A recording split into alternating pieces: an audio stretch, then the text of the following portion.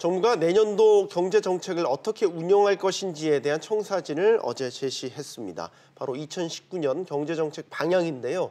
16개의 중점 추진 과제를 토대로 함께 잘 사는 혁신적 포용 국가를 담았습니다. 국민이 체감할 수 있는 눈에 보이는 성과를 내라는 대통령의 주문과 함께 그동안 갈등을 빚었던 쉬운 2시간 근무, 탄력 근로제 같은 노동 현안에 대해서도 보완할 뜻을 비췄는데요. 2019 경제 정책 방향, 구체적으로 어떤 내용을 담고 있고 또 따져볼 쟁점들은 무엇인지 알아보겠습니다. 고려대 경제학과 김동원 교수, 최영일 경제평론가 두 분 함께합니다. 어서 오세요. 안녕하십니까. 오늘 신문 헤드라인에도 사실 이 소식들이 다 실렸습니다. 네. 소주성 대신 경제 활력이다. 이런 식의 논조들을 대부분 담았더군요. 언제 전체적인 방향성에 대해서 한 말씀씩 먼저 부탁드리겠습니다. 평론님도 먼저 하실까요? 한마디로 하면 네. 발등에 불이다. 지금 발등에 불이 떨어졌습니다. 네. 그동안 어찌 보면 강 건너 불구경에서 이제 불이 붙은 거죠. 불 끄고 그 다음에 이제 이 앞으로를 도모해야 되기 때문에 그 경제 활력이라는 좀 미화된 표현으로 등장한 거고요. 네. 제가 말씀드리고 싶은 것은 이상론에서 현실론으로. 이제 그 동안은 집권 초기에 뭔가 이상적인 방향을 추구했지만 계속 경제 지표에서 문제가 터지잖아요. 네. 그래서 이제는 현실적으로 꽝 잡는 게 매다. 문제를 해결하고 나서 이상론은 뒤로 좀 미뤄뒀다 이렇게 평가합니다. 네. 네, 교수님. 저는 뭐 표현이 적절할는지 모르겠습니다만 이 그 왼쪽 자갈밭길로 가다가 승객들이 불만이 많으니까 오른쪽 깜빡이를 한번 켠 것 같습니다. 오른쪽 깜빡이를 한번 깜빡이를 켰다. 한번 켠 신선한데요? 자, 신선합니다. 어제 이제 문 대통령이 회의에서 이제 유독 성과와 그리고 체감이라는 단어를 강조했습니다. 아무리 정책적 방향이 옳다 하더라도 뭐 사실 눈에 보이는 성과 또 국민이 느끼는 체감이 없다면 무의미하다라는 자기 반성이다라는 해석도 나올 수 있을 것 같은데 어떻게 보셨습니까? 그 여기는 저는 그런 그 대통령의 말씀에 여러 가지 혼란이 있다고 생각을 합니다. 네, 그러니까 무슨 얘기냐면은 그 이 정부가 들어오고 그러니까 이 경제 지표로 보면은 17년 5월부터 지금까지 이 기간 동안에 그 이렇게 그 경기 지표가 그 수직 낙하를 한 적은 없습니다. 네. 네. 예.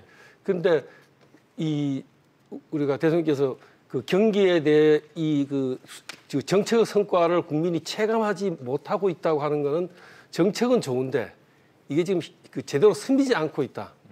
이제 그런 걸로 이제 해석이 되는데 네. 시장이 이렇게 지금 그 지난 그 1년 6개월 동안 이렇게 그 곤두박질 쳤다고 하는 거는 다른 주장은 이건 근본적으로 문제가 있다. 예, 그러니까 이거는 기다려서 성과가 날 수 있는 게 아니라는 거죠. 예, 문제는 가장 그 논란의 핵심은 거기에 있다고 생각을 합니다. 이거를 보통 어떻게 보면 자기 반성이라고 볼 수도 있는데 아주 네. 표현의 아주 디테일한 부분을 보면 네. 요한 어감의 차이가 있다라고 맞아요. 보신 거네요. 네. 저는 자기 반성이 아니라고 생각합니다. 자기 반성 아니라고 보시는. 예. 그러니까 저는 어제 이제 홍남기 경제부총리도 뭐 매체 인터뷰도 나오고 적극적으로 정부의 내년도 전망 입장을 설명하고 있습니다. 대통령의 자기 반성 아니다. 김 교수님 말씀 주셨는데 네. 저는 아까 이상론에서 현실론으로처럼 뭔가 자각이 있어요. 그동안은 현실 인식을 안 하고자. 전 어찌 보면 초기에는 대통령은 하나의 기조, 정책 방향이라는 게 있기 때문에 그걸 밀고 나가고자 했고 이 세부적인 사안들은 참모들에게 맡겨뒀는데 지금 청와대에서 그 역할은 장하성 정책실장은 김수현 정책실장으로 바뀌어 있지 않습니까? 네. 또 김수현 실장은 나는 경제의 투탑 아니다. 뒤로 물러나 있겠다. 이렇게 얘기를 하지 않았습니까? 네네. 그런 상황에서 어찌 보면 장화성 전 정책실장 중심 또 어찌 보면 김상조 공정거래위원장 주로 우리가 시민단체 출신의 반재벌적인 이제 스타일을 가진 경제 관료들이 대통령과 함께 그러한 기조를 밀고 나가다가 지금 지표들은 더 이상 국민들이 좌시하기 어려운 지표 상황이 됐어요. 지금 이런 정도의 최악의 고용률이라든가 최악의 이제 경기 불황이 지속되게 되면 국민들이 이제 먹고 사는 문제에서 이제 불만이 터져 나옵니다. 사실 국정이라는 걸 쉽게 말하면 옛날에 웰컴 투 동막골이라는 영화에 네. 이장님의 대사가 있는데요. 네네. 거저 뭘 좀 먹여야지 이렇게 얘기를 합니다. 네. 그러니까 모든 정치인들이요. 예. 그게 우파 좌파 보수 진보 망라하고 국민들을 잘 먹고 잘 살게 하는 게 정치의 기본적인 역할이다. 근데 국민들이 거기에 지금 빨간불이 들어와 있다면 어떤 정권이라도 정치적인 정체성이라든가 이념적인 성향이라든가 다 상관없이 우선 이 문제를 해결해야 되는 거거든요. 그러니까 이제 정치의 이제 기본적인 책임이고 역할입니다. 그래서 저는 아까 자기 반성 없다고 교수님은 비판하셨지만 그나마 문재인 대통령이 경제 위기 상황에 들어오면서 현실 인식을 하셨다. 그렇기 때문에 이제 기조를 튼 것이다. 이게 지금 교수님은 지금 여전히 왼쪽으로 가고 있는데 깜빡이를 우측으로 넣은 거예요. 근데 내년에 이제 정말 우측으로 가는지 네. 아니면 중간으로 가는지 가던 대로 가는지를 봐야 되는데 그게 확답을 하긴 어려워요. 왜냐하면은 소득주도 성장 기조는 유지한다예요. 어제 홍남기 경제부총리 분명히 밝혔지만 네. 그러니까 지금 현재의 경제 정책 기조를 바꾸지는 않겠다. 다만 경제 활력부터 해놓고 속도 조절을 한다고 하면 이게 선순위였는데 후순위로 밀어놓고 규제도 풀고 그 기업 플랜들이 한 정책들도 펴고 그리고 이제 애로사항도 현장에서 해결해주고 경제가 좀 살아날만 하면 그 다음에 이제 최저시급 10,000원 가야 된다는 문제 뭐 이런 문제는 이제 후순위로라도 추진할 것으로 보여지기 때문에 말씀하신 대로 국민들의 시각에서는 의심도 있을 수 있다. 이 부분도 정부가 감안을 해야 된다고 봅니다. 말씀하세요. 네. 제가 감히 자기 반성이 없다고 말씀드렸어요. 설명을 좀 드려야 될 것 같은데요. 우선 첫째는 어제 정부 기재부 발표문의 내용을 보면 어디에도 왜 무엇이 잘못된지에 대한 설명이 없습니다.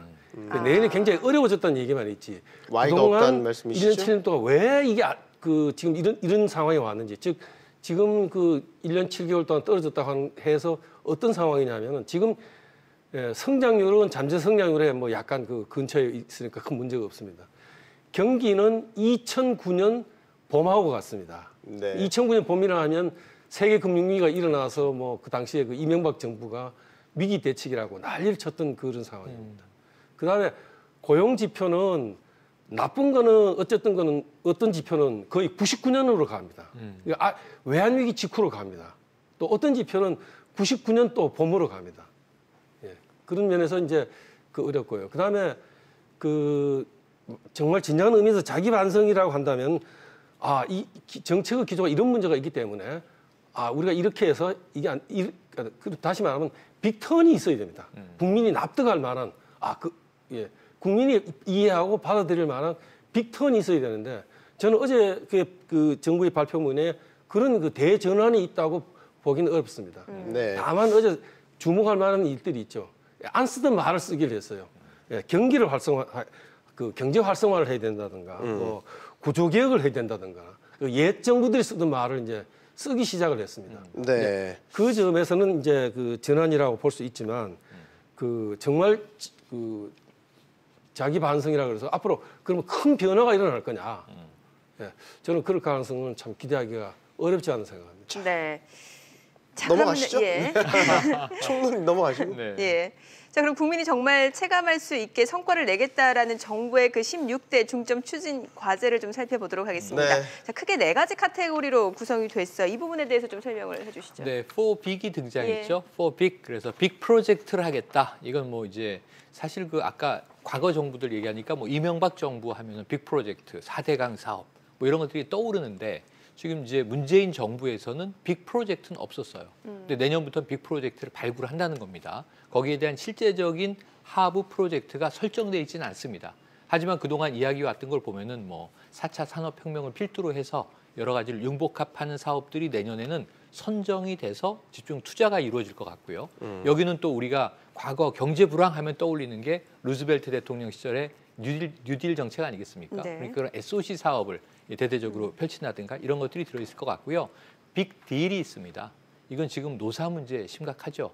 최근에 이 민주노총 총파업을 보면 여기서 그때 제가 말씀드렸지만 노사 갈등이 아니라 이제 노정 갈등이다. 정부에 대한 노동계의 불신이 터져 나왔다. 그럼 아까 말씀하신 대로 우측 깜빡이면 명확하게 반노동 정책이고 좌측 깜빡이면 친노동 정책인데 이게 좀 혼재돼 있어요 지금. 그러다 보니까 기업 측도 만족이 안 되고 노동계도 만족이 안 되는 묘한 상황에 처해 있는데 이 문제를 풀어야 된다. 사회적 대타협 빅딜이고요. 그리고 이제 빅 트러스트라고 하는 말이 등장을 했습니다. 네. 결국 이 모든 것에 이거는 문재인 대통령의 이제 포용론에 기반한 겁니다. 네. 이 사회적 포용이 이루어져야 한다는 면에서 이제 여기에 트러스트라는 말이 등장을 했고요. 빅 이노베이션이 있는데 네. 저는 이게 빅딜하고 빅 트러스트는 결합되어 있는 것이고 빅 프로젝트하고 빅 이노베이션은 또 결합되어 있는 거예요. 그러네요. 내년도가 이제 그 R&D 투자 예산이 역대 그 어느 때보다 높거든요. 그래서 이러한 새로운 또 4차 산업혁명을 필두로 해서 이 미래 먹거리를 개척하려면 이 R&D에 투자를 해야 되겠죠. 그래서 이제 새로운 혁신 모델을 발굴해야 이 프로젝트로 연결될 것이라는 점에서 네. 이 4빅을 좀 우리가 주목해봐야 될 것 같습니다. 교수님께 질문 드리고 싶은 건 무언가 좀 정책의 방향키가 바뀌었다라고 저희가 몇 가지 근거로 제시하는 것 중에 하나가 SOC 분야거든요. 그러게요. 예. 이 정부 출범 초반만 해도 이제 SOC에 마치 안 한다. 안 할 것처럼 얘기하다가 슬슬 밀리더니 이번 정책 방향에서 확 늘렸단 말이죠. 늘리는 건 늘렸지만 민간이 또 여기에 들어올 수 있게 문호도 개방을 했고 어쨌든 SOC라는 단기 처방이 됐던 손을 댔단 말입니다. 이건 무언가 바뀐 거 아닙니까? 그러니까 내수를 진작을 해야 되는데 네. 재정에서. 근데 왜 SOC를 안 하게 된 그걸 제외했던 큰 이유 자체가 제가 보기에는 MB 정부의 그런 이런 역량보다는 그 앞에 이 정부가 들어오자마자 이제 부동산 투기 억제를 해야 되기 때문에 네. 이것이 이제 그 정부의 대부분의 그 SOC 사업이라는 게 토지를 수용하고 대규모 자금을 방출하고 네. 이게 이제 굉장히 이런 경기 자극 효과도 있지만 또 한편에 투기를 또 진작하는 또 문제가 있기 때문에 아마 네. 그런 게 있고 그다음에 그래서 그 대안으로 내는 것이 소위 생활사회간접자본이라는 생활밀착 SOC라는 네. 걸 했는데 그거는 일본이 90년대 후반에 일본 정부들이 했던 정책들입니다. 그리고 이거는 정말 지방 건설업 하시는 분한테 좋은 거지.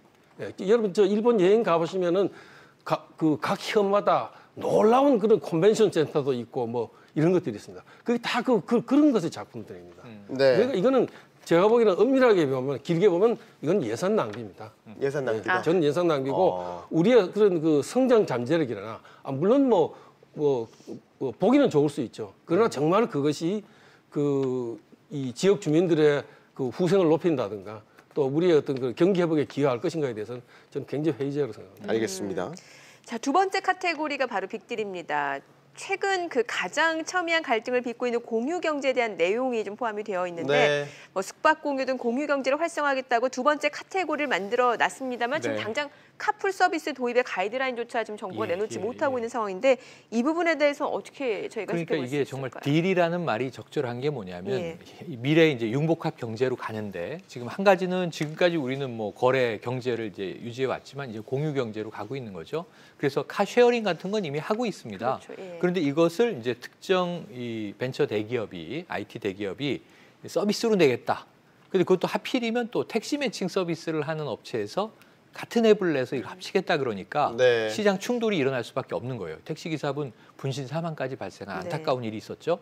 그런데 또 이게 카풀은 가야 할 길이다라는 거죠. 이거를 정부가 딱히 막을 수도 없는데 그럼 전통적인 재래 택시업계의 이권도 보장해 주면서 단계적으로 가야 하고 또 미래 공유 경제 시장도 열어야 하고 이게 정부의 지금 이제 역할인데 여기서 지금 내부에선 이해 충돌이 발생하고 있고 굉장히 곤혹스러운 상황이란 말입니다. 이것뿐만 아니라 지금 숙박 같은 경우도 공유 모델이죠. 그래서 에어비앤비 같은 이제 해외 모델이 있는데 여러 가지 문제가 지금 발생하고 있고 오늘 같은 경우에도 아고다라는 브랜드가 지금 이제 관심을 받고 있습니다만 네. 아직까지 서비스에 이제 문제들이 있는 것 같아요. 하지만 이제 가야 할 길인데 그럼 어떻게 되냐 하면은 전통적인 숙박 업체들이 또 들고 일어나게 되는 거죠. 적어도 내수 시장에서 여행을 민박 중심으로 간다. 저렴하고 쾌적하게 간다 그러면 지금 전국의 이 많은 호텔, 모텔, 숙박업소들은 또 어떻게 되겠습니까? 그러니까 이런 문제들에서 이제 이해 충돌이 일어나거든요. 이거를 풀어내보자라고 하는 게 빅딜인데 이 정부가 중재 역할은 할 수 있어요. 네. 하지만 양쪽이 모두 다 어찌 보면 누군가가 이득을 취하면 누군가가 이득을 뺏겨야 되는 그렇죠. 제로섬 게임, 트레이드 오프 상황에서는 결국은 정부의 중재도 한계가 분명히 있다. 그런데 이 빅딜을 이뤄낼 수 있겠는가? 저는 그냥 속도 조절을 하는 게 결국 또 정부의 역할 아닌가 하는 아쉬움이 남아서 네. 이 부분은 좀 예의주시할 대목이지만 택시업계부터 카풀하고 한번 지켜보시죠. 네. 교수님, 산업 부분 여쭤보고 싶은데 빅 이노베이션 말씀을 드리려고 하는 겁니다. 다소 좀 애매한 부분이 있는 게 물론 4대 신산업 또 이번에 선정을 했더군요. 그다음에 얼마 전에는 스마트 공장 얘기도 나왔죠. 그러니까 전통적인 제조업에 밸류어블하게 만든다라는 스마트 공장 얘기도 나왔고 뭔가 나오긴 나왔는데 기존 방식을 답습하는 것 같기도 하고 뭔가 확실한 시그니처를 잡아내지는 못하는 것 같기도 하고요. 어떻게 평가하십니까? 우선 그 이 정부가 들어와서 처음으로 그 제조업의 심각성을 정책적으로 끄집어냈다고 하는 점에서는 큰 의미가 있다고 생각합니다. 네. 이제 그리고 거기에 대해서 이제 산업 경쟁력을 강화할 필요가 있다. 그런 것에 대해서는 굉장히 그 의미가 있는데 이 내용적으로 보면은 지금 이 얘기하는 소위 그 네 산업이라는 게 자동차, 조선, 디스플레이, 석유화학입니다. 이 네 산업에 대해서 경쟁력을 강화하겠다고 지금 내걸었는데 이걸 한꺼풀만 우리가 조금만 열어놓고 이걸 보면은 지금 이 문제들이 다 지금 그 대기업 집단들하고 걸려 있는 문제들입니다. 그리고 네. 대기업 집단들이 왜 투자를 하지 않는 여러 가지 문제가 있지만 그것도 역시 또 한꺼풀만 지켜보면 다 그 사람들이 적폐의 덫에 걸려 있는 그 문제를 안고 있거든요. 네. 그러니까 이 정부가 들어와서 이 정부만큼 대기업 집단과 이야기할 수가 없죠. 예. 정치적으로 이야기할 수도 없고 해서도 안 되고 그래서 등을 돌리고 있다가 야 이제 도저히 이제 이렇게 가지고는 경제가 갈 수 없으니까 갑자기 와서 투자 좀 해주면 안 될까? 예, 작년이죠. 금년 여름에 기업사들이 그 6월, 7월, 8월에 걸쳐 가지고 어마어마한 그 투자 계획을 막 줄줄이 발표를 했습니다. 그래서 네. 도대체 갑자기 그룹사들이 왜 저렇게 할까? 거기에 대해서 정부가 아무 설명이 없었어요. 아마도 이 뒷그림이 어떤지는 모르겠습니다만은 저는 그러니까 문제는 뭐냐면요. 좋습니다. 빅 이노베이션도 좋고 산업 경쟁을 강화해도 좋은데 정말 정부가 진정으로 그렇게 하겠다면은 기업 생태계부터 바꿔줘야 됩니다. 정말 기업이 그 자기 책임하에 투자를 과거와 같이 정부가 기업을 백업해 줄 수는 없겠죠. 그럴 수는 없지만 새로운 경쟁의 룰에서 새로운 규칙의 틀 안에서 이들이 그 적극적으로 투자를 할 수 있는 그런 생태계적인 환경을 만들어주지 않고 그거는 그대로 두고 그냥 지금 급하니까 지금 일자리 만들고 투자를 해라. 이거는 제가 보기에는 또 어떻게 그런 말하자면 달래기적인 그런 서로 어떤 타협적인 그런 모양을 보일는지 모릅니다만은 네. 실질적인 성과를 내기는 네. 어렵다고 봅니다. 자, 그럼 네 번째 좀 볼게요. 포용성을 강화한 빅트러스트 카테고리인데 여기에 이제 최저임금하고 탄력 근로제 이슈가 포함이 돼 있습니다. 맞습니다. 노동 현안에 대해서 필요하다라면 보완하겠다라고 했는데 네. 또 이걸 조절. 어떻게 보면 될까요? 네. 속도 조절이죠. 그래서 이 소주성은 좀 뒷전으로 하고 이 경제 활력에 방점을 찍었다. 우리가 아까 이렇게 오늘 아침 헤드라인에서 네네. 가장 공통적인 걸 뽑아냈는데요. 네. 그 부분이 이제 빅트러스트에 포함이 돼 있는 거죠. 그래서 이 소득 주도 성장을 좀 후순위로 조절한다. 가장 대표적인 게 이제 최저임금인데 16% 이상, 10% 이상 지금 오른 상황입니다. 내년도에 적용되는 바로 이제 며칠 후면 적용되죠. 10% 인상한 이제 8,000원대 최저 시급 이것을 물리기는 어려운 상황인 것 같아요.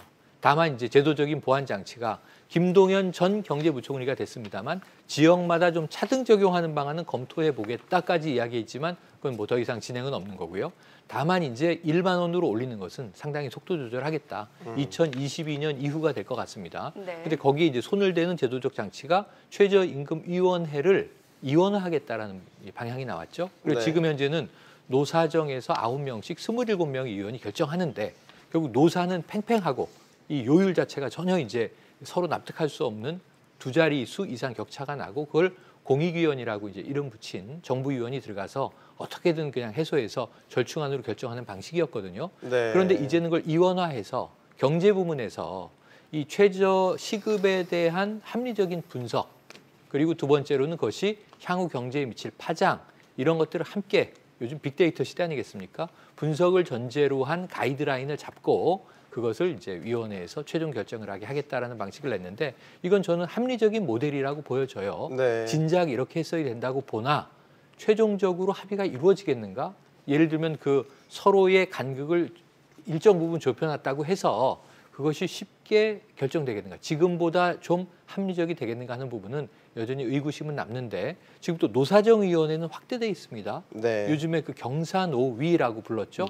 그래서 아예 지금 이제 노사정위원회가 더 많은 이해 참가자가 들어와서 다양한 경론을 벌이는 장으로 확대가 돼 있는데 그렇다면 의사 결정에는 더 많은 시간과 비용, 노력이 들 수밖에 없다. 그래서 우리가 갈등 중재 조정 비용을 조금 합리화하기 위한 세련도 있는 방식이 정부의 시스템으로 안착돼야 되는데 어찌 보면 경론 테이블만을 펼쳐놓고 이 안에서 난상 토론에서 끝장 토론에서 결정하자 이런 방식이 좀 해소되지 않는 한은 조금씩 장치를 바꿔봐도 비슷한 비생산성은 계속 양산될 것 같습니다. 네, 이제 맞춰야 될 시간이어서요. 교수님 하실 말씀 많을 것 같아서 짧게만 마지막으로 부탁드릴게요. 그러니까 최저임금이나 주 52시간, 아까 체질 개선, 뭐 생태계 개선 얘기하셨으니까요. 마지막으로 짧게만 말씀 부탁드립니다. 어제 16개 경제단체가 공동으로 그 최저임금 인상안 시행에 대해서 반대하는 성명서를 발표를 했습니다. 네. 예. 지금 이 보시면은 이 왜 기업이 투자를 하지 않는지, 저는 이 그 정부 이 어제 나온 보고서에 왜 가게가 소비를 하지 않는지 정말 그 실체에 대해서는 아무 얘기를 하지 않습니다. 예. 아까 말씀드린 그 기업의 생태계가 어려워서 기업이 할 수 없다든가, 또는 예를 들면 그런 거죠. 가계 소비를 위축시키고 있는 큰 문제가 이 최저임금이나 주 52시간 이외에도 예, 있었던 지난 그 9.13 그 부동산 대책으로 인한 그런 금융 규제가 지금 그 자영업이나 또는 그 경기 위축에 상당한 영향을 미치고 있습니다. 이런 얘기는 이 보고서에 어디에도 없습니다. 그래서 저는 그 뭐 다 좋습니다. 뭐 프로젝트도 좋고 딜도 좋고 네. 이런 가지도 들어서 좋은데 정말로 진정으로 그러니까 이게 뭐 오른쪽이다 왼쪽이다 하는 게 무슨 의미가 있겠습니까? 네. 중요한 거는 국민의 삶이 나아지는 거거든요. 예, 그런 면으로 간다 그러면 정말 정부가 우선 그 협의를 해야 된다. 협의해서 되는 정책은 없습니다. 네. 예, 정부가 그 스스로 몸을 던져야 하는 거죠. 예, 첫째는 정부가 더 용기를 가져달라는 거고, 알겠습니다. 예, 두 번째는 더 진실을 얘기하라는 겁니다. 네. 알겠습니다. 예, 진실을 가지고 국민을 설득할 때 그 시장의 신뢰를 얻어서 예, 경기를 이렇게 호전시킬 수 있는 거지. 이렇게 이것도 아니고 저것도 아니고 오른쪽으로 가는지 왼쪽으로 가는지도 불분명한 이런 정책을 가지고 과연 이 어려운 특히 내년의 어려운 상황을 네. 극복할 수 있겠는가? 알겠습니다, 네, 교수님. 알겠습니다. 더 듣고 싶은데 죄송합니다. 오늘 여기까지 듣겠습니다. 최영일 평론가 김동원 교수였습니다. 고맙습니다. 잘 고맙습니다. 들었습니다.